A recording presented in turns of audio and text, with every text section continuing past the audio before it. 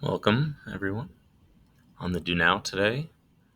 I was hoping you would think about how you feel about sort of like national teams like the United States team or Mexico's or whoever. Um, do you feel like a sense of pride when your country wins? How important is sporting events like this compared to like normal sporting events and what you think about the world?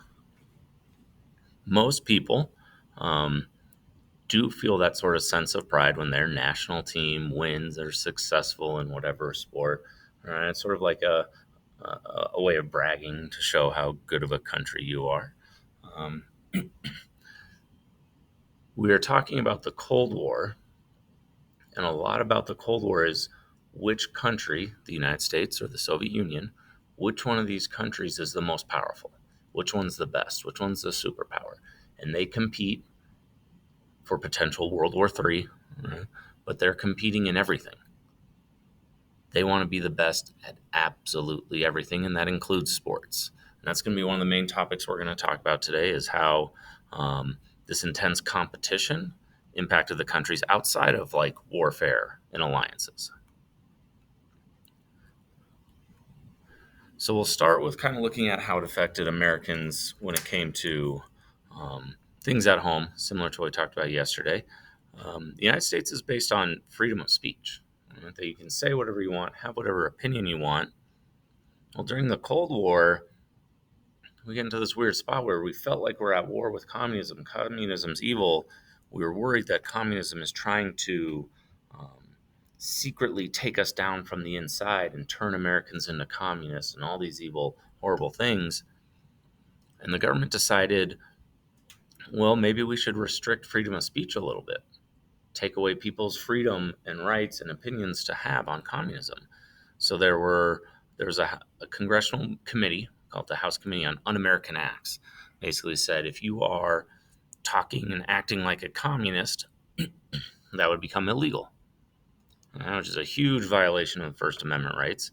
But this committee censored a lot of music, art, movies, TV shows, all this stuff to make sure that communism was never shown in a positive light.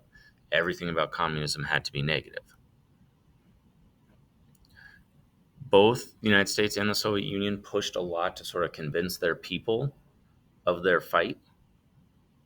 This pushed them to keep going, to keep this Cold War going. They wanted Americans to hate communists, and the Soviets wanted their people to hate America and capitalism. So they created a lot of propaganda, which is information meant to influence and mislead you. Right? Giving you ads, giving you images, things to manipulate the way you think about stuff. And there's a lot of accusations that there's lots of propaganda in social media right now. Is that social media is manipulating the way you think for a certain purpose. It's a very sort of like manipulative, evil thing to do. So we'll look at some examples of this propaganda. Here we've got the red iceberg. Remember, red symbolizes the Soviet Union. This little symbol here is a hammer and a sickle. A sickle is for cutting crops.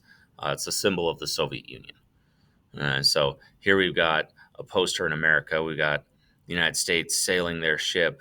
But it's like, watch out for this red iceberg and look at all the countries that were killed because of communism. We don't want to be the next. Right? So it's sort of like scaring Americans that the communist threat is real and it could sink our country.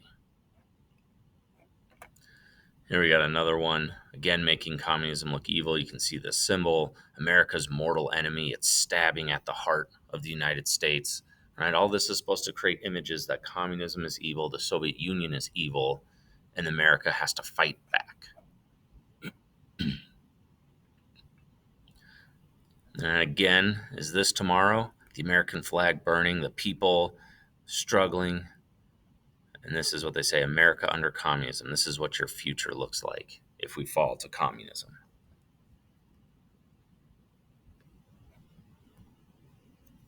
And here we have the Soviet version of propaganda. Here we have an American, eyes are blinded with money, mixing up chemicals and potions, an evil looking person who's creating bombs and destruction and wants to kill. Right? It definitely makes America look evil.